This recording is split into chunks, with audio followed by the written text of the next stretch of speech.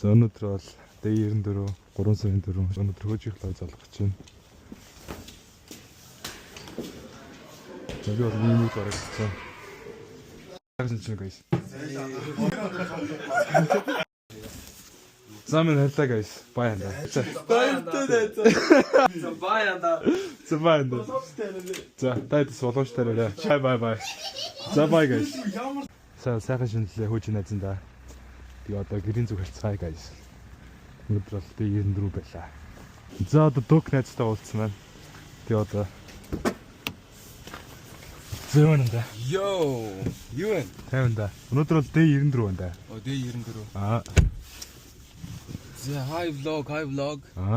Одоо дукийн анхны оролт өстэй влогд орж байгаа. Тэ анхны зочин байна.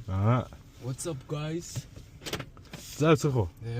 Гэрийн зүг одоо харцгаая. Гэрийн зүг гидэн годон.